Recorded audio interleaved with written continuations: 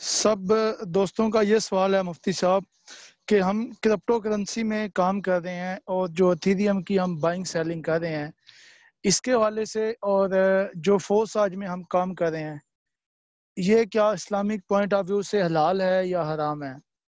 تو اکثر یہی سوال آتا ہے، اور دوسری بات یہ کرتے ہیں لوگ کہ پیسے کے ساتھ پیسہ آتا ہے، تو یہ ذرا آپ کائنڈلی مہربانی کریے گا کہ اس کو جی ظفر بھائی آپ بول لیں جی، پلیز۔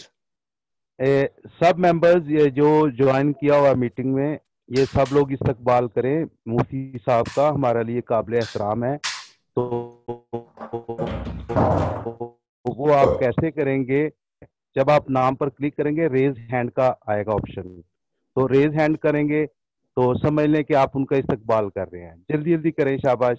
مفتی صاحب ابھی آپ بہت سے شکریہ۔ بہت اہم باتیں کریں گے، شاباش۔ 6 لوگ ہو گئے ہیں، 7 لوگ ہو گئے ہیں۔ بالکل، جو لوگ آنسر لینا چاہتے ہیں وہ ضرور جو ہے نا وہ ہینڈ ریز کریں۔ جو اس بات کو اچھی طرح سمجھنا چاہتے ہیں نا وہ اپنے ہینڈ ریز کریں۔ اور ظفر بھائی بالکل بہت آپ کی بات صحیح ہے کہ ڈیفینیٹلی ان کو ہماری جو ہے نا وہ آواز بھی آ رہی ہوگی، اور وہ مطلب جی پوری جی۔ توجہ سے ہماری میٹنگ سن بھی رہے ہیں۔ بالکل صحیح بات ہے آپ کی۔ تو جو دوست ابھی تک میٹنگ میں نہیں پہنچے ہیں وہ دائیں بائیں گھوم پھر رہے ہیں، وہ آ جائیں میٹنگ میں۔ یہ آپ کے لیے بہت اہم ہے، کیونکہ زیادہ تر سوال ہم سے یہی کیا جاتا ہے کہ یہ فورس آج حلال ہے کہ حرام ہے، تو آج اس بات کا آپ کو جواب ملے گا۔ Thank you so much all members and جی سر آپ پلیز کنٹینیو کریے اپنا محمد نیلمی صاحب بہت سے۔ کم، بہت یوز نہیں ہے۔ اور جی یہ میں نے ان جی کے جی ہینڈ ڈاؤن کر دیے ہیں ظفر بھائی سب کے، جی، ٹھیک ہو گیا، ٹھیک ہو گیا۔ السلام علیکم ورحمۃ اللہ تمام لوگوں نے۔ وبرکاتہ۔ وعلیکم السلام۔ جزاک اللہ خیر۔ تمام آپ کا بہت بہت شکریہ جو آپ حضرات نے فورساج اور ایتھیریم کو لے کے اسلامک پوائنٹ آف ویو سے سوال و جواب کا سیشن رکھا اور معلوماتی سیشن رکھا۔ میں انشاءاللہ کوشش کروں گا کہ آپ حضرات کے ذہن میں اس حوالے سے جتنے بھی سوال آ رہے ہیں انشاءاللہ میں کوشش کروں قرآن و سنت کی روشنی میں اس کا انشاءاللہ جواب دے سکوں۔ باقی جن حضرات نے استقبال کے لیے کہا، اللہ جزائے خیر دے، اللہ رب العالمین کو عزت دے اور ان کے مال میں اولاد میں برکت عطا فرمائے۔ بہت بہت شکریہ۔ تو شروع کرتے ہیں انشاءاللہ، پھر سوال جواب کا سیشن اس کے بعد کر لیں گے۔ بسم اللہ الرحمن الرحیم، ان الحمد للہ والصلاة والسلام علی رسول اللہ۔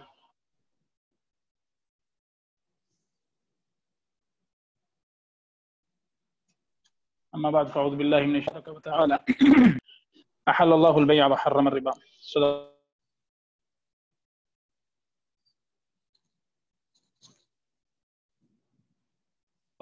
اللہ العظیم۔ محفل میں خوش آمدید کہتے ہیں کہ ہم لوگ جس سلسلے کے حوالے سے آج یہاں پہ اکٹھے ہوئے ہیں وہ بنیادی طور پہ مالی معاملات سے متعلق ہے، یعنی کہ مالی لین دین کا سلسلہ ہے۔ یاد رکھیے کہ ہم جن چیزوں کو آج ڈسکس کریں گے یا جن چیزوں کے ساتھ ہمارا تعلق ہے یا جن چیزوں کے ساتھ ہم معاملہ کر رہے ہیں وہ 2 چیزیں ہیں۔ ایک ہے وہ کرنسی جس کے ذریعے آپ لین دین کرتے ہیں، اور دوسرا ہے وہ مارکیٹ جس میں آپ لین دین کرتے ہیں۔ ظاہری بات ہے ایک شخص ہے، اس کی جیب میں پیسے تو ہیں، وہ مارکیٹ جاتا نہیں ہے، خرید و فروخت نہیں کرتا، تو وہ پیسے اس کو کوئی فائدہ نہیں دیتے۔ جب وہ اپنی جیب والے پیسے لے کے مارکیٹ میں جاتا ہے تو وہاں پہ کیا ہوتا ہے کہ اس کو نفع یا نقصان دونوں کی صورتوں کا سامنا کرنا پڑتا ہے۔ کیوں کہ وہ خرید و فروخت کرتا ہے، کوئی سودا مہنگا لے کے سستا بیچے گا تو نقصان ہے، یا سودا سستا لے کے مہنگا بیچے گا تو فائدہ ہے۔ یہ بالکل کامن سی 2 صورتیں ہیں۔ اب اسی حوالے سے میں نے آپ حضرات کے سامنے قرآن کریم کی ایک آیت پڑھی۔ اللہ رب العزت قرآن پاک میں ارشاد فرماتے ہیں احل اللہ البیع وحرم الربا، کہ اللہ رب العزت نے خرید و فروخت کو حلال قرار دیا ہے اور سود کو حرام قرار دیا ہے۔ سود کو عربی میں ربا کہتے ہیں۔ ربا کا لغوی معنی ہے زیادتی، زیادہ، اضافہ، ٹھیک ہے، لیکن ہر زیادتی، ہر اضافے اور ہر منافع کو سود نہیں کہا جا سکتا، اس کی مخصوص خاص چند شکلیں ہیں، انشاءاللہ اس میں بعد میں ڈسکس کریں گے۔ سب سے پہلے ہم کرپٹو کرنسی کے حوالے سے بات کر لیتے ہیں، چونکہ ہمارا جو لین دین کا پہلا مرحلہ ہے وہ کرپٹو کرنسی کے ساتھ ہے۔ ایک بات یاد رکھیے کہ وقت گزرنے کے ساتھ ساتھ ہر ادارہ اور ہر چیز جو ہے نا وہ ترقی کی راہ پر گامزن رہتی ہے۔ ہماری جو انسانی زندگی ہے، سماجی زندگی ہے، پچھلی کئی صدیاں ہماری یہ زندگی اس نے مختلف شعبوں میں مختلف قسم کی ترقی کے منازل طے کیے۔ خاص طور پہ یہ جس صدی میں ہم لوگ چل رہے ہیں، اس صدی نے ایجادات کا ایک لامحدود سلسلہ ہمیں دیا ہے اور اس سلسلے نے ہماری زندگی کو بہت آسان بنا دیا۔ اب جب نیا دور ہے، ایجادات کی بہت زیادہ کثرت سے فراوانی ہے، تو جہاں دیگر زندگی کے معاملات میں ایجادات ہوئی، ترقی ہوئی، وہیں پر کرنسی جو ہے نا، جو جس کو ہم نقد کہتے ہیں یا ثمن کہتے ہیں، عربی میں ثمن کہتے ہیں، نقد بھی عربی کا لفظ ہے، اردو کا بھی لفظ ہے، اس نے بھی اپنی منازل طے کی ہیں۔ کرنسی نے وقت کے ساتھ ساتھ اپنی حالت بھی بدلی ہے اور قیمت بھی بدلی ہے۔ اب ابتدائی انسانی کا جو زمانہ تھا، جب انسان نے اپنے سماج کی ابتدا کی، اس وقت کو جو خرید و فروخت کا عمل ہوا کرتا تھا وہ بارٹر سسٹم پہ تھا۔ مثال کے طور پہ ایک چیز کے بدلے دوسری چیز لینا، چینی کے بدلے آٹا لینا، نمک کے بدلے گڑ لے لینا، اس طرح کا سلسلہ ہوا کرتا تھا۔ لیکن وقت کے گزرنے کے ساتھ ساتھ خرید و فروخت جو ہے نا بارٹر سسٹم سے نکل کر سونے اور چاندی کے سکوں میں ہونے لگ گئی۔ ایک وقت آیا کہ سونا اور چاندی یہ سلسلہ بھی بدلا اور اس کی جگہ ایک رسید نے یا ٹوکن نے لے لی۔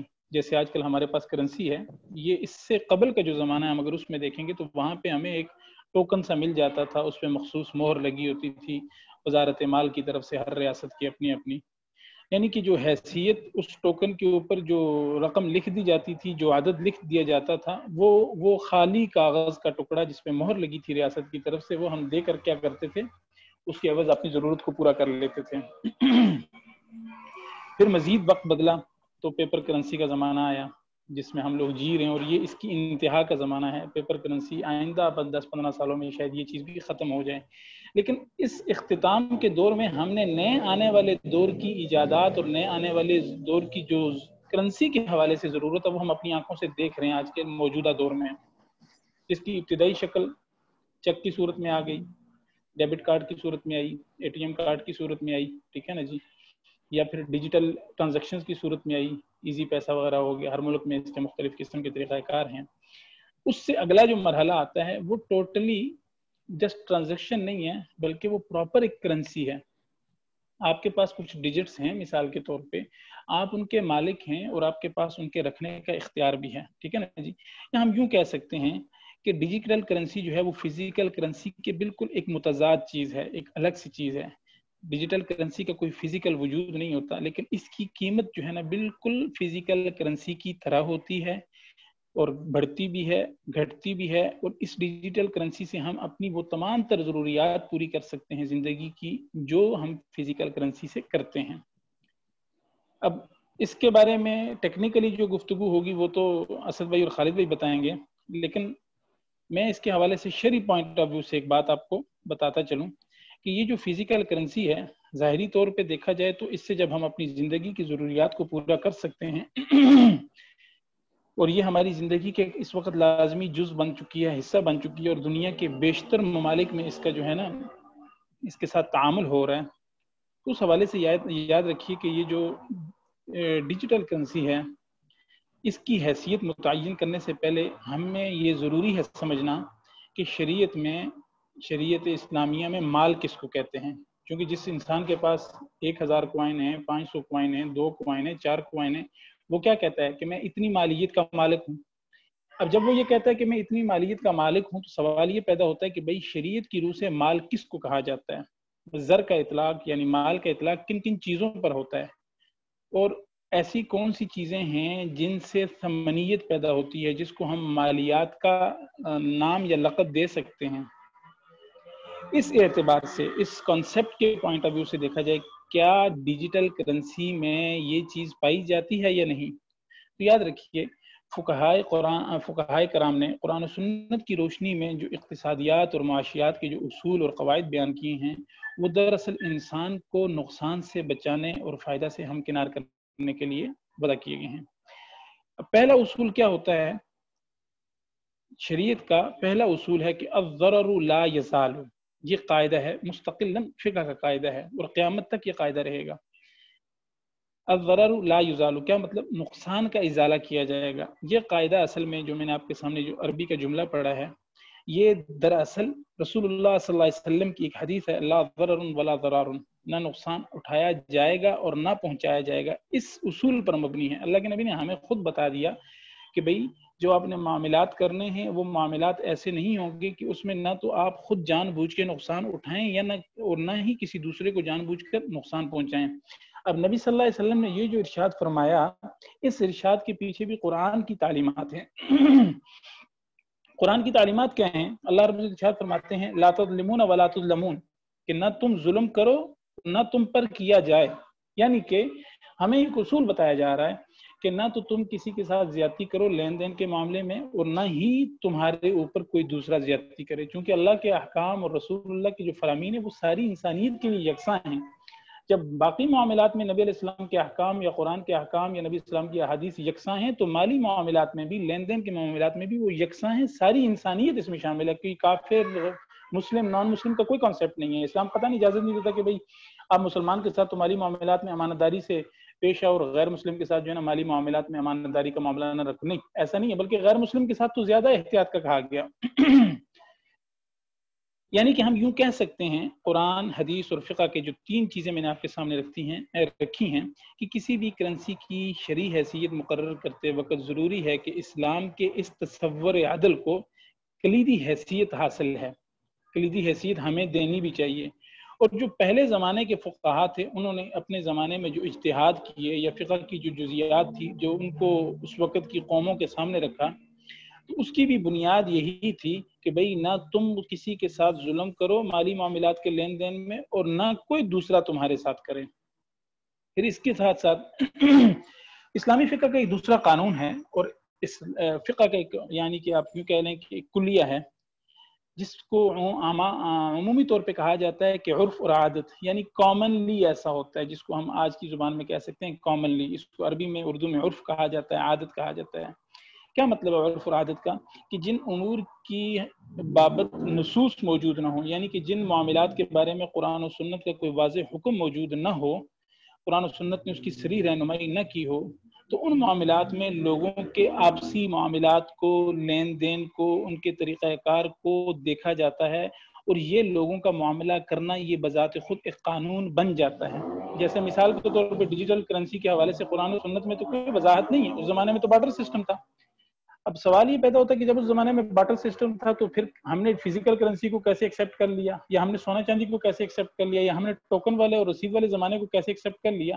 تو بھائی اس لیے ایکسیپٹ کیا کہ چونکہ اس میں اصول بنیادی طور پہ قرآن کا وہی تھا، لا تظلمون ولا تظلمون، کہ نہ تم ظلم کرو گے نہ تم پر ظلم کوئی دوسرا کرے۔ اس اصول کی بنیاد پہ ہم نے 3 سے 4 سٹیپ گزار لیے، بارٹر سسٹم گزارا، سونا چاندی والا گزارا، ٹوکن والا گزارا، اور فزیکل کرنسی والے زمانے سے ہم لوگ گزر رہے ہیں۔ کیا مطلب؟ کہ پہلی چیز کے علاوہ کسی بھی نقد یا ثمن کے بارے میں قرآن و سنت میں کوئی صراحت نہیں تھی، لیکن عرف اور عادت نے یا اس زمانے کے فقہائے کرام کے اجتہاد نے ہمیں اجازت دے دی یہ کام کرنے کی کہ بھئی آپ یہ کام کر سکتے ہیں، لیکن اصول وہی ہوگا جو قرآن نے بتایا، اصول وہی ہوگا جو نبی علیہ السلام نے بتایا۔ اصول کیا تھا؟ کہ نہ تم کسی پر ظلم کرو اور نہ تمہارے ساتھ کوئی دوسرا ظلم کرے۔ اچھا، جب ہم عرف اور عادت کی بات کرتے ہیں تو ایک بات یاد رکھیں کہ عرف اور عادت کے بارے میں علماء نے کیا لکھا ہے کہ العادت محکمۃ۔ کیا مطلب؟ کہ عرف اور عادت سے جو بات ثابت ہو جائے وہ گویا نص ہی کی طرح ہوتی ہے۔ نص سے کیا مراد ہے؟ قرآن یا حدیث یا صحابہ کے قول کی طرح ہی ہوتی ہے۔ جو چیز عرف اور عادت سے ثابت ہو جائے لیکن قرآن و سنت کے خلاف نہ ہو، گویا کہ اس میں آپ کے لیے جواز کی صورت پیدا ہو جاتی ہے۔ چنانچہ اس ساری گفتگو کے بعد ہم یہ کہہ سکتے ہیں کہ کسی بھی کرنسی کی فقہی حیثیت متعین کرنے میں عرف اور عادت کو خاص اہمیت حاصل ہے۔ ٹھیک ہے نا جی؟ اب یہ جو کرنسی ہوتی ہے اس کی ویلیو کیا ہے؟ مثال کے طور پہ ویلیو سے مراد یہ ہے آپ کی جیب میں پیسے ہیں اور آپ کوئی چیز خریدنے کے لیے جاتے ہیں، جب آپ وہ پیسے دیتے ہیں گویا کہ آپ ایک ویلیویبل چیز دے کے اپنی ضرورت کی چیز خرید لیں۔ یہ جو ویلیویبل چیز آپ دے رہے ہوتے ہیں جس کے عوض آپ نے کوئی چیز خریدنی ہوتی ہے، اس کو شریعت کی اصطلاح میں ثمن کہتے ہیں۔ ٹھیک ہے نا جی؟ اب ثمن کس کو کہا جاتا ہے؟ کہ ثمن اصل میں اس قدر کو، اس قیمت کو کہا جاتا ہے جو کہ غیر حصی چیز ہوتی ہے اور جو کسی بھی چیز کی ویلیو کو الاؤ کرتی ہے، کسی بھی چیز کی ویلیو متعین کر دیتی ہے، کسی بھی چیز کی ثمنیت کو متعین کر دیتی ہے۔ اب یہ جو ثمن متعین ہوتا ہے، کسی چیز کی ویلیو متعین ہوتی ہے، اس کی دو صورتیں بنتی ہیں، یاد رکھیے گا۔ پہلا تو یہ ہے کہ کچھ چیزیں تخلیقاً ثمن ہوتی ہیں، ٹھیک ہے نا جی، جیسے مثال کے طور پہ سونا ہے، چاندی ہے، ہیرا ہے، یہ جس کسی بھی شخص کے پاس ہوگا، جس بھی شیپ میں ہوگا، جس بھی شکل میں ہوگا، یہ ثمن کہلائے گا، ٹھیک ہے نا جی۔ ایک تو یہ ہے، جیسا کہ صحابہ کرام کے زمانے میں، نبی علیہ السلام کے زمانے میں سونا اور چاندی یہی چیزیں ثمن ہوا کرتی تھی، لوگ اسی کے ذریعے خرید و فروخت کیا کرتے تھے، ٹھیک ہے نا جی۔ اچھا، ایک تو یہ چیز ہوگی جو اپنی بیس کے اعتبار سے، اپنی بنیاد کے اعتبار سے ثمن ہو، جبکہ دوسری جو چیز اصطلاح، یعنی کہ دوسری جو چیز ثمن بن سکتی ہے، اس کا تعلق کس کے ساتھ ہے؟ باہمی اتفاق کے ساتھ، باہمی یعنی کہ مفاہمت کے ساتھ۔ مثال کے طور پہ میں آپ کو ایک مثال دیتا ہوں، ظاہراً ہمارے پاس جو بھی کرنسی ہوتی ہے، فزیکل کرنسی، اس کی اپنی کوئی ویلیو نہیں ہوتی، وہ محض کاغذ کا ایک ٹکڑا ہوتا ہے، ٹھیک ہے نا جی۔ لیکن جب ہم کیا کرتے ہیں کہ معاشرے کے مقتدر ادارے یا معاشرے کا ایک بڑا طبقہ جو ہے نا، کسی ایک چیز کے اوپر اتفاق رائے قائم کر لیتا ہے کہ بھئی یہ چیز ثمن بن سکتی ہے، اس چیز کے عوض، اس پیپر کے عوض، اس پرائز بانڈ کے عوض، اس ڈالر کے عوض، یا اس درہم دینار یا پاکستانی یا انڈین روپیز کے عوض آپ کوئی چیز خرید سکتے ہیں، تو پھر کیا ہوتا ہے، وہ بھی ثمن بن جاتی ہے۔ وہ اگرچہ اپنی اصل اور ذات کے اعتبار سے تو ثمن نہیں ہوتی سونے چاندی کی طرح، لیکن اس کے اوپر لوگوں کا، سماج کا، معاشرے کا متفق ہو جانا، تو یہ اس چیز کو کیا بنا دیتا ہے؟ ثمن بنا دیتا ہے، ٹھیک ہے جی۔ یہاں تک تو بات امید ہے انشاءاللہ آپ حضرات کو سمجھ آ گئی ہوگی۔ یعنی بیسیکلی جی سر، جس طرح ہم فزیکل کرنسی کو اسٹیٹ، ریاست، اس کے اداروں کے اتفاق رائے سے ثمن تسلیم کر رہے ہیں، اسی طرح ہمیں ڈیجیٹل کرنسی کو ورلڈ وائڈ دنیا کی بڑی کمیونٹی کی ایکسیپٹنس کے ساتھ ہم کیا کرتے ہیں؟ اس کو ثمن تسلیم کرتے ہیں۔ آگے میری بات سمجھ میں؟ اچھا، اس کے بعد اب اگلی جو بات ہے میں مختصر کروں گا چونکہ بات لمبی ہو رہی ہے۔ اب سوال یہ پیدا ہوتا ہے کہ کسی چیز کے ثمن اصطلاحی یا ثمن بننے کے لیے اور اس کی ثمنیت پر، اس کی ویلیو کے اوپر اتفاق ہونے کا اندازہ کس طرح ہوگا؟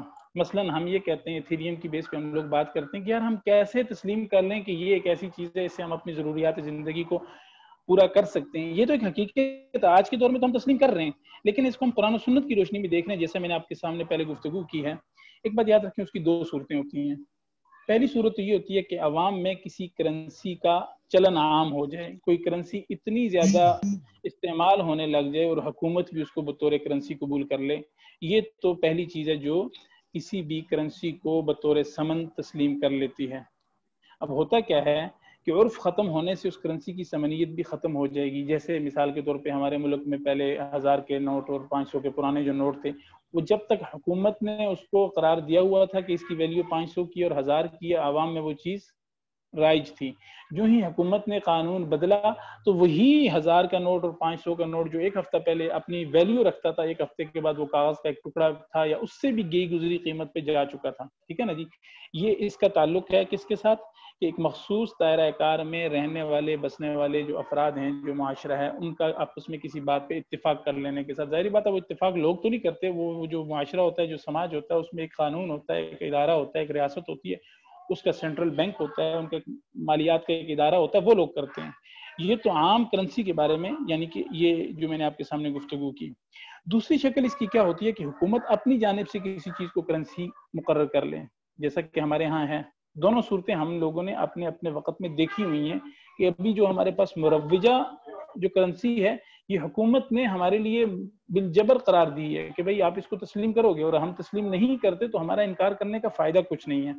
لیکن اس سے قبل بھی ہم لوگ دیکھیں گے کہ آج سے کچھ سال پہلے، یعنی کہ کچھ 25-30 سال پہلے ہم نے دیکھا ہوگا ایسا کہ بیک وقت کئی کرنسی نوٹ چل رہے ہوتے تھے، 10 سال، 15 سال، 20 سال پرانے بھی چل رہے ہوتے تھے، اور ان کی شیپس مختلف ہوتی تھی۔ المہم کہنے کا یہ مطلب ہے کہ یہ جو کرنسی کی ویلیو تھی، یہ انسانی سماج کے باہمی اتفاق کے ساتھ جب تسلیم کر لی گئی تو اس میں ثمنیت پیدا ہو گئی، ٹھیک ہے نا جی۔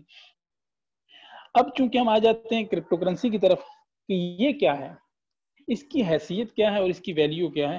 اس حوالے سے یاد رکھیں کہ چونکہ جس طرح ایک چھوٹے سماج اور چھوٹے معاشرے میں بعض لوگوں کے اتفاق رائے کے ساتھ کسی چیز کو کرنسی قرار دیا جائے اور اس میں تعامل کیا جائے اور لین دین کیا جائے، تو اگر چھوٹے پیمانے پہ یہ چیز جائز ہے تو ہم دوسری طرف یہ دعویٰ بھی کرتے ہیں کہ اس وقت دنیا جو ہے وہ گلوبل ولیج کی طور پہ ہے، اور وہاں پہ دنیا کے بڑے سماج نے، ایک بڑے معاشرے نے، بڑی تعداد نے، بڑے طبقے نے اس چیز کو، کرپٹو کرنسی کو بطور ثمن تسلیم کر لیا ہے اور اس کے ذریعے لین دین کرتے ہیں، اور اس کا لین دین جو ہے نا یورپ مغرب کے کئی بڑے علماء جنہوں نے اس کو جائز قرار دیا ہے ان کو اس کے اوپر کسی قسم کا کوئی اشکال نہیں ہے۔ کرپٹو کرنسی میں ایک تیسری جو چیز ہے، بسا اوقات ساتھی پریشان ہوتے ہیں کہ آیا یہ چیز پائی جاتی ہے یا نہیں پائی جاتی۔ یاد رکھیں سب سے پہلے ہمیں کرپٹو کرنسی کو نقد، ثمن یا زر جو ہے تسلیم کرنا پڑے گا، جیسا میں نے آپ حضرات کے سامنے دلائل رکھے ہیں کہ اس اعتبار سے یہ جو ہے یہ ثمن بھی بن سکتی ہے، نقد بھی بن سکتی ہے، زر بھی بن سکتی ہے۔ اب زر کس چیز کو کہتے ہیں؟ جس میں تین چیزیں ہوں۔ ایک بات یاد رکھیے، تین خصوصیات جس چیز میں پائی جائیں گی وہ چیز زر شمار ہوگی، نقد شمار ہوگی، ثمن شمار ہوگی۔ پہلی چیز کہ وہ ذریعہ مبادلہ ہو۔ ذریعہ مبادلہ کا کیا مطلب؟ کہ اس کو ایک جگہ سے دوسری جگہ جب ہم لوگ تبدیل کریں اس کے عوض کوئی چیز خریدی جا سکتی ہو۔ بالکل ایسا ہی ہے کہ آپ پاکستانی روپی سے ڈالر خریدتے ہیں، ڈالر سے ایتھیریم خریدتے ہیں، پھر آپ ایتھیریم سے دوبارہ واپس ڈالر میں کنورٹ ہوتے ہیں، وہاں سے پھر پاکستانی روپیز خریدتے ہیں اور اپنی ضرورت کو پورا کرتے ہیں۔ گویا کہ اس میں مبادلہ والا حکم پایا گیا۔ دوسری چیز جو ہوتی ہے زر میں وہ ہوتی ہے قیمتوں کا پیمانہ ہو۔ بالکل 100% یہ چیز بھی پائی جاتی ہے کہ جس طرح باقی کرنسیوں کے ریٹس اپ اینڈ ڈاؤن جاتے ہیں، اسی طرح جس کرنسی میں ہم لوگ ٹریڈ کر رہے ہیں یا ہم لوگ جس کرنسی کے ساتھ معاملات کر رہے ہیں اس کی بھی قیمت یکساں نہیں رہتی، اوپر نیچے جاتی ہے۔ صحیح بات ہے کہ جب خریدار بڑھتے ہیں تو قیمت اوپر چلی جاتی ہے، جب فروخت کرنے والے زیادہ ہو جاتے ہیں اور خریدنے والے کم ہو جاتے ہیں تو اس کی قیمت نیچے آ جاتی ہے۔ تو عام اس کا اصول ہے مارکیٹ کا۔ تیسری جو خصوصیت ہوتی ہے زر کے حوالے سے وہ یہ ہے کہ دولت محفوظ رکھنے کا ذریعہ ہونا چاہیے۔ بالکل یہ آپ کی دولت ہے، اگر آپ 5 سال تک اس کو استعمال نہیں کرتے، آپ کے پاس وسائل ہیں، آپ کے پاس فورم ہیں، آپ کے پاس والیٹس ہیں، آپ اس میں اس کو محفوظ رکھ سکتے ہیں اور محفوظ رکھنے کے بعد ایک وقت آنے پر آپ اس کو استعمال کر سکتے ہیں۔ جب یہ تینوں خصوصیات اس چیز میں پائی جا رہی ہیں جس میں ہم معاملہ کر رہے ہیں، یا دنیا میں جتنے دیگر یعنی کہ ڈیجیٹل کرنسیز ہیں یا فزیکل کرنسیز ہیں، جب ان تینوں میں یہ چیز پائی جائے گی گویا کہ وہ ثمن بننے کی صلاحیت رکھتی ہے، وہ زر بننے کی صلاحیت رکھتی ہے، بوجوہ اپنی تمام تر شرائط کے ساتھ۔ یہاں تک تو صورتحال جو ہے نا کرنسی کے حوالے سے ہم نے یہ ثابت کر لی کہ بھئی یہ کرنسی ہے بنیادی طور پہ۔ وہ کرنسی کی جو قرآن و سنت کی اصطلاح میں جو تعریفات ہیں کہ بھئی کیا چیز کرنسی یا ثمن بن سکتی ہے، وہ ساری کی ساری چیزیں اس میں موجود ہیں اور اس میں پائی جاتی ہیں۔ اب اگلا سوال یہ ہے کہ جب یہ کرنسی بھی ثابت ہو گئی اور اس کے ساتھ لین دین کے معاملات بھی ثابت ہو گئے، کیا اس کرنسی کے ذریعے جس پلیٹ فارم کے ساتھ ہم جڑے ہوئے ہیں آیا یہ معاملہ کرنا جائز ہے ناجائز ہے؟ تو میں اس کی آپ کو ایک چھوٹی سی مثال دیتا ہوں۔ اس کی مثال عمومی طور پہ یہ بنتی ہے، مثال کے طور پہ آپ کے پاس جیب میں 1 لاکھ روپیہ ہے۔ وہ 1 لاکھ روپیہ جب تک آپ کی جیب میں ہے اس کی مالیت تو اپنی جگہ 1 لاکھ روپیہ ہے، لیکن وہ گھٹ تو سکتا ہے آپ ضروریات اگر پوری کرنا چاہیں اس سے، لیکن بڑھ نہیں سکتا۔ اس کے بڑھنے کے لیے لامحالہ آپ کو کوئی ایسا طریقہ کار اختیار کرنا پڑے گا جس کو شریعت نے جائز قرار دیا ہو، جس کی طرف میں نے بالکل ابتدا میں قرآنی آیت پڑھ کر اشارہ کیا کہ اللہ رب العزت نے بے کو حلال قرار دیا ہے اور ربا کو، سود کو حرام قرار دیا ہے۔ ایک شخص اپنی جیب میں 1 لاکھ روپے لیے مارکیٹ میں آتا ہے، مارکیٹ میں آ کے وہ کوئی چیز خریدتا ہے۔ مثال کے طور پہ آپ منڈیوں کو دیکھ لیں، اکثر لوگوں کا جو روزانہ منڈی آنا جانا ہوتا ہے اپنی ضروریات زندگی پورے کرنے کے لیے، انہوں نے منڈی میں دیکھا ہوگا کہ وہاں پہ آڑتی لوگ بیٹھے ہوتے ہیں اور ان کے پیچھے ٹرک بھی ہوتے ہیں اور بڑا لاٹ واٹ پڑے ہوتے ہیں سامان کے۔ وہ کیا کرتے ہیں کہ وہ ٹرک والوں سے ایک مخصوص قیمت کے ساتھ سامان خرید کے اسی موقع پہ اسی جگہ پہ رکھ کے بیچ دیتے ہیں۔ گویا کہ یہ جو فورس آج ہے آپ کا، یہ جو پلیٹ فارم ہے، اس کی مثال آپ کے سامنے ایک منڈی کی سی ہے۔ منڈی میں آپ سے پہلے بھی بڑے لوگ موجود ہیں اور آپ کے بعد بھی آئیں گے۔ آپ ایک نئے فرد ہیں جو اس منڈی میں آتے ہیں اپنی جیب میں 20، 18 یا 15 یا 40، 50 ڈالر لے کے۔ اب آپ نے آ کے یہاں پہ کیا کرنا ہے یہاں پہ دو راستے آپ کے سامنے آ جائیں گے. اگر آپ کے پاس پیسے جیب میں نہیں ہیں اتنے زیادہ، جو آپ کے پاس ہیں وہ صرف آپ کی ضرورت کی، آپ اس سے اپنا کھانا پینا کرنا چاہتے ہیں، لیکن آپ نے اپنی ضروریات زندگی کو پورا کرنا ہے، تو آپ کیا کریں گے؟ آپ محنت میں لگ جائیں گے. محنت میں کیسے لگیں گے کہ ایک بڑا آڑت ہے وہ آپ کو کہتا ہے کہ بھائی یہاں پہ کھڑے ہو کے بولی لگاؤ باہر. تمہاری طرف سے جتنے بھی کسٹمر تم لے کے آؤ گے، جتنے لوگوں نے تمہارے ذریعے سے خریداری کی ہوگی، تو میں کیا کروں گا؟ ہر بندے کے عوض آپ کو کمیشن دوں گا. میری مثال سمجھ رہے ہیں آپ حضرات؟ X3 کی طرف میں اشارہ کر رہا ہوں. جب آپ منڈی میں تشریف لے جاتے ہیں تو آپ کے سامنے دو راستے ہیں. جیب میں زیادہ پیسے ہیں، آپ جی سمجھ رہے ہیں ایک سر، دکان، بالکل سمجھ.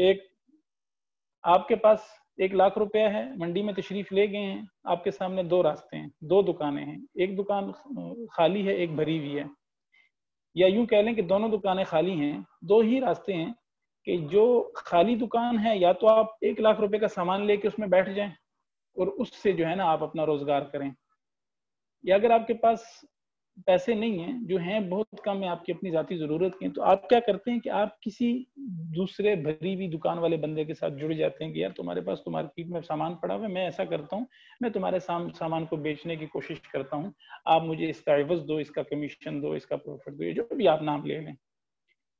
یہی صورتحال میرے بھائیوں یہاں پہ اس پلیٹ فارم کی ہے کہ جب آپ اس میں داخل ہوتے ہیں، آپ کے سامنے ظاہراً دو راستے آ جاتے ہیں، دو آپشن آ جاتے ہیں، جس کو ہم X3 اور X4 سے تعبیر کرتے ہیں. X3 میں جو آپ لوگ معاملہ کرتے ہیں، نیٹ ورکنگ کرتے ہیں، اس کو آپ مشارکت سے تعبیر کر سکتے ہیں کہ آپ سے اوپر والا اس نے بھی اتنی ہی انویسٹمنٹ کی ہے جتنی آپ نے کی ہے. اب دونوں نے مل جل کے ایک قسم کی برابر انویسٹمنٹ کر لی ہے. اب دونوں لوگ محنت کریں گے، دونوں محنت کریں گے، اور دونوں کی محنت کا صلہ دونوں کو ملے گا. جو زیادہ محنت کرے گا، جو فرسٹ لائنر ہوگا، اس کو تھوڑا زیادہ ملے گا کہ نسبتاً ڈائریکٹلی اس کی محنت ہوگی. جو اس کا اپ لائنر ہوگا اس کو نسبتاً کم صلہ ملے گا. وہ کم بھی صلہ اس لیے ملے گا کہ اس کی ڈائریکٹلی محنت نہیں ہے، لیکن پھر بھی اگر اس کو صلہ مل رہا ہے تو اس صلہ ملنے کی وجہ یہ ہے، اس پروفٹ یا کمیشن ملنے کی وجہ یہ ہے کہ یہ جو پہلا فرسٹ لائنر ہے، اس کو لانے والا یہ انسان ہے، اس پہ محنت کرنے والا یہ انسان ہے. یہاں تک تو کہانی ہوگی کلوز ہو جاتی ہے کہ یہ مشارکت کی بیس میں آتا ہے، یعنی کہ پارٹنرشپ کے ساتھ آپ دونوں حضرات مل کے کام کر رہے ہوتے ہیں. دوسرا آپ کے پاس خالی دکان ہے، بڑی ساری دکان ہے، اس کا نام ہے X4. X4 میں کیا ہے کہ آپ کی جیب میں جو 1,00,000 روپیہ پڑا ہوا، آپ کیا کرتے ہیں؟ سامان خرید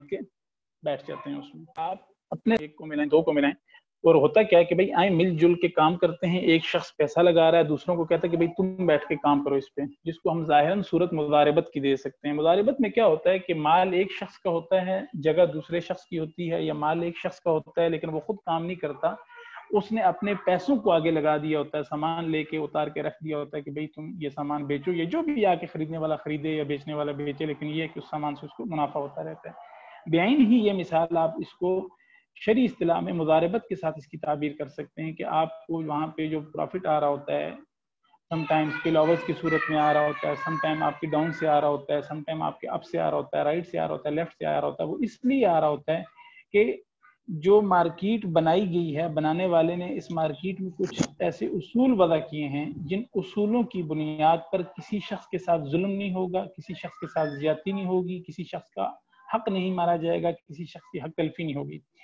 یاد رکھیے جہاں پہ قرآن نے یہ کہا احل اللہ البیع، بیع کی تو میں نے آپ کے سامنے ساری صورت بیان کر دی. کرنسی کے ذریعے لین دین ہوتا ہے، کرنسی کی بھی بات کر دی، اور جس مارکیٹ میں ہوتا ہے مارکیٹ کی بھی بات کر دی. قرآن نے دوسرا لفظ استعمال کیا تھا وحرم الربا، کہ اللہ نے سود کو حرام قرار دیا. سود کس کو کہتے ہیں؟ ایک بات یاد رکھیے گا کہ سود کہا جاتا ہے ایک ہی جنس کی چیز کے بدلے اسی جنس کی دوسری چیز کو لینا اور اس میں کمی یا زیادتی کرنا. فقہ کی اصطلاح میں یہ کہتے ہیں کہ ایک ہی جنس، مثال کے طور پہ میں آپ کو مثال سے سمجھاؤں گا، آسانی سے سمجھ جائیں گے آپ، کہ آپ 100 روپیہ دیتے ہیں کسی کو بطور قرض، اور اس سے واپس آپ 120 روپے لیتے ہیں، اور اس شرط پہ دیتے ہیں کہ میں تم سے 120 واپس لوں گا. تو یہ جو 20 ہیں یہ سود ہے. اور دینے والا اگر اتفاق کر لے کہ ہاں بھائی میں آپ کو دوں گا، تو دینے والا بھی گناہگار ہوگا، حدیث کی وعید اس پہ بھی آئے گی، اور جس نے مطالبہ کیا ہے وہ بھی گناہگار ہوگا کہ اس نے مطالبہ کیا ہے لینے کا. ایک ہی جنس کی چیز کو اسی جنس کی چیز کے ساتھ بیچنا یا خریدنا اور اس میں کمی اور زیادتی ہو، یہ سود ہے. دوسرا، اسد بھائی نے ابتدا میں ایک سوال کیا تھا کہ بھائی منافع جو ہے نا، مثال کے طور پہ، یا شاید اگر میں غلط ہوں تو کریکٹ کر لیجیے گا اسد بھائی، آپ نے یہ کہا تھا کہ جس سے پیسہ بڑھتا ہے تو یہ سود ہے.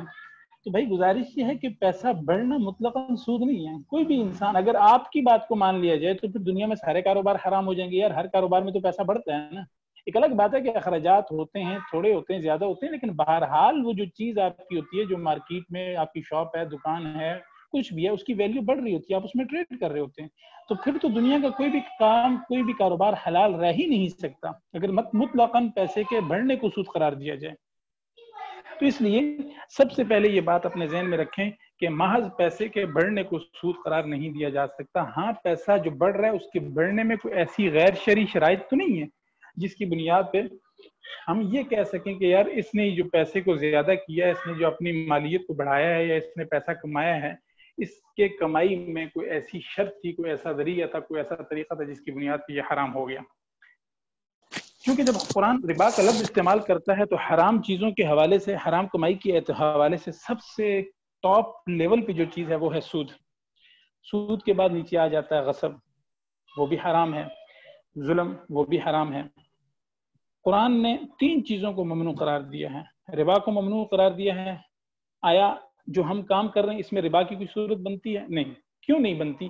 سب سے پہلی شرط تو یہ ہے کہ ہم لوگ پاکستانی روپی کے ذریعے ایتھیریم کی طرف جاتے ہیں. پاکستانی روپی ٹو پاکستانی روپی ہمارا لین دین نہیں ہوتا. ربا کی پہلی شرط ہی سے کہانی ختم ہوگی کہ بھئی اس میں ربا کا کوئی تعلق نہیں ہے, کیونکہ ہم پاکستانی روپی سے ڈالر میں کنورٹ ہوتے ہیں, پھر ڈالر سے ہم لوگ ایتھیریم میں کنورٹ ہوتے ہیں. لہذا جو یہ مفتی صاحب, یہ ربا کا مطلب ہے, ربا کہتے ہیں ربا ایسے اضافے کو کہتے ہیں جو اضافہ لا تظلمون ولا تظلمون کے حکم میں آ جائے کہ آپ کسی کے ساتھ زیادتی کر کے مال کمائیں یا کوئی دوسرا آپ کے ساتھ زیادتی کر کے آپ کا مال لے لے. ربا کا مطلقاً جو لفظی معنی ہے وہ ہے زیادتی. ایسی زیادتی, ایسا اضافہ, ایسا نفع کہ جو کسی دوسرے شخص کے حق کو مار کے حاصل کیا جائے. جیسے 100 روپے کے عوض میں 100 روپیہ دینا تو انصاف ہے نا. آپ مجھے 100 روپیہ دیتے ہیں, بطور ادھار دیتے ہیں, میں آپ کو 100 واپس کروں, یہ انصاف ہے. لیکن آپ 100 دے کے مجھ سے 120 کا مطالبہ کریں گے تو وہ جو ایکسٹرا 20 ہوں گے وہ میرے ساتھ زیادتی ہوگی. اگر میں اس کے دینے پہ راضی ہو جاؤں تو میں دینے والا سود کو ایکسیپٹ کرنے کی بنیاد پہ گناہگار اور مجرم ہوں, اور آپ لینے والے اس کے مطالبہ کرنے کی بنیاد پہ گناہگار اور مجرم ہیں. ربا کا مطلقاً جو معنی ہوتا ہے وہ ہوتا ہے ایسا نفع جو ظلمن اور زیادتی کے ساتھ حاصل کیا جائے. اور میں نے آپ کے سامنے ابتدا میں 3 چیزیں آپ کے سامنے رکھی تھی, ایک شریعت کا قاعدہ, ایک نبی علیہ السلام کی حدیث, اور ایک قرآن کی آیت, کہ بھئی آپ نے ایسا کوئی کام نہیں کرنا جس میں کسی دوسرے کے لیے نقصان ہو. آپ نے کسی کے ساتھ ظلم نہیں کرنا, اور اللہ نے قانون ایسا بنایا کہ کوئی دوسرا بھی آپ کے ساتھ ظلم نہ کرے. جس طرح ہم کسی کے ساتھ ظلم نہیں کریں گے, جو قانون ہمارے لیے وہی قانون دوسرے انسان کے لیے کہ وہ بھی ہمارے ساتھ ظلم نہ کرے. تو یہ جو معاملہ فورساج کا ہے جس پہ ہم لوگ پلیٹ فارم پہ کام کرتے ہیں, اس میں سب سے پہلی جو چیز تھی وہ تو اس سے نفی ہوگی, مائنس ہوگی کہ بھئی اس میں ربا والا معاملہ نہیں ہے. دوسری چیز آتی ہے کہ بھئی کچھ چیزیں اور بھی ہوتی ہیں جو اپنی بیسک کے اعتبار سے تو حلال ہوتی ہیں, لیکن اس میں ادر ایکٹیویٹیز ایسی شامل ہو جاتی ہیں جس کی بنیاد پہ وہ حرمت کی طرف چلی جاتی ہیں. وہ کیا ہوتا ہے؟ غصب کرنا, کسی کے مال کو ظلمن لے لینا. ٹھیک ہے نا جی, اس کو بتا کے, اس کو سمجھا کے, اس کے علم میں لائے ہوئے کسی کے مال کو ظلمن لے لینا. تو یہ اگرچہ مال لینا, کاروبار میں لینا دینا اپنی ذات کے اعتبار سے تو حلال ہے, لیکن اگر آپ کسی کے مال کو ظلمن لے لیں گے, قبضہ کر لیں گے, غصب کر لیں گے, تو وہ حلال مال بھی حرام ہو جائے گا. حرام ہونے کی وجہ کیا ہے؟ اس میں آپ کا ظلم ہے. تیسری چیز آتی ہے دھوکہ. دھوکے کے بارے میں جیسے حدیث شریف میں آتا ہے کہ جس نے دھوکہ کیا وہ ہم میں سے نہیں. عمومی طور پہ کھانے پینے کے معاملات میں حدیث کو جو ہے نا بڑا کوٹ کیا جاتا ہے, لیکن یہی معاملہ یہاں پہ بھی ہے. اب اس معاملے میں دھوکہ کیسے ہو سکتا ہے؟ اس معاملے میں دھوکہ ایک صورت میں ہو سکتا ہے کہ مثال کے طور پہ آپ کسی شخص کو جب اس پلیٹ فارم کے بارے میں آگاہ کر رہے ہوں تو آپ خدا را کوئی ایسی بات مت کریں, اس کو کوئی ایسا سبز باغ مت دکھائیں کہ بھئی تم جو ہی آؤ گے یہاں پہ آتے ساتھ ہی تم بلینر بن جاؤ گے, تم یہ ہو جاؤ گے, تم وہ ہو جاؤ گے. نہیں, جب آپ میں سے کوئی بھی بھائی یا بہن کسی کو پریزنٹیشن دے رہا ہو, کسی کو سمجھا رہا ہو اس سسٹم کے بارے میں, جو یہ سسٹم بنانے والے نے جس انداز سے بنایا, جو اصول و قواعد اور ضوابط جس نے رکھے ہیں, جیسے رکھے ہیں ویسے بتائیں کہ بھئی یہاں پہ آؤ گے, جس طرح باہر دنیا میں محنت کر کے پیسہ کماتے ہو, اپنی ضروریات زندگی کو پورا کرتے ہو, یہاں پہ بھی آپ نے محنت ہی کرنی ہے. ہاں, محنت کی نوعیت بدل جاتی ہے. اگر خدا نخواستہ آپ کسی کو سبز باغ دکھاتے ہیں اور وہ شخص یہاں پہ آ جاتا ہے, کچھ انویسٹمنٹ بھی کر یہ لیتا ہے. مفتی صاحب میں ایک کوشچن پوچھ سکتا ہوں آپ؟ جی اگر تھوڑا ٹائم دے دیں, میں اپنی گفتگو کو پورا کر لوں, پھر انشاءاللہ کوشچن آنسر کا سارا سیشن کر لیں گے. تو میں یہ عرض کر رہا تھا کہ 3 چیزیں ہیں جو بنیادی طور پہ حرام ہوتی ہیں، جن کے جواز کے لیے ہمارے پاس کوئی دلیل نہیں ہوتی. پہلی ربا ہوتی ہے، جو میں نے آپ کو بتایا کہ اس سسٹم میں ربا کی تو کوئی صورت بنتی نہیں ہے. دوسرا غصب کا معاملہ ہے کہ وہ آپ خدا نخواستہ کوئی شخص ظلمن کسی کا پیسہ، کسی کا ایتھیریم اپنے پاس رکھ لے، دبا لے اور اس کو دینا یا اس کے ساتھ دھوکہ کرے. تیسری یہ چیز ہے کہ دھوکہ کرنا، یعنی کہ آپ کسی شخص کو ایسا سبز بات دکھائیں کہ بھئی یہاں پہ آؤ، آپ جو ہے نا دن دہاڑے یا رات کے آخری پیر جو ہے نا آپ ملینر بن جاؤ گے اور یہ ہو جائے گا اور وہ ہو جائے گا، اور آپ وہ معاملہ، یعنی کہ ایسا ہے نہیں ہے. حقیقت میں ظاہری بات ہے محنت کرنی ہے، جس بھی انداز سے کرنی ہے محنت کرنی ہے. تو پیسے انویسٹ کرنے ہیں پھر بھی محنت کرنی ہے، اگر پیسے نہیں انویسٹ کرنے پھر بھی محنت کرنی ہے. تو اگر آپ کسی کو سبز بات دکھاتے ہیں تو یہ دھوکے کے زمرے میں آتا ہے.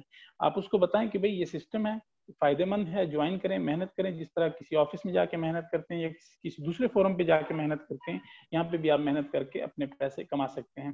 وہ ہے کہ یہ چیز تو ہمارے سامنے کلیئر ہو گئی. باقی آپ حضرات کے سوال بھی لے لیتا ہوں کہ الحمدللہ یہاں پہ ظاہراً اب تک جو سسٹم موجود ہے، جس طرح کا سسٹم میں نے سمجھا یا اسٹڈی کیا ہے، جتنا آج تک دوسرے بھائیوں نے سمجھایا ہے، اس میں ظاہراً نہ تو کوئی دھوکے کی صورت بنتی ہے، نہ ہی کوئی یعنی کہ غصب کی صورت بنتی ہے. اور ربا کے حوالے سے میں آپ کو کلیئر کر چکا ہوں کہ یہ جنس واحد نہیں ہے، ایک جنس نہیں ہے، چونکہ ہم روپی ٹو روپی کا معاملہ نہیں کرتے بلکہ rupee to dollar, dollar to Ethereum چلے جاتے ہیں. پھر اس کی ویلیو پھر آپ ایک سوال کیا تھا اسد بھائی نے کہ بھئی صرف نفع ہی نفع ہو، نقصان نہیں. اس میں نقصان کا بھی اندیشہ ہے. نقصان کا اندیشہ کیسے ہے؟ میں آپ کو اس کی بالکل کرنٹ سچویشن کی مثال دیتا ہوں کہ کل اس وقت $406 کا ایک ایتھیریم تھا. سپوز جس بھائی نے کل 5 ایتھیریم یا 1 ایتھیریم یا 2 ایتھیریم پرچیز کیے، اس کی پرچیز پرائس تھی 406.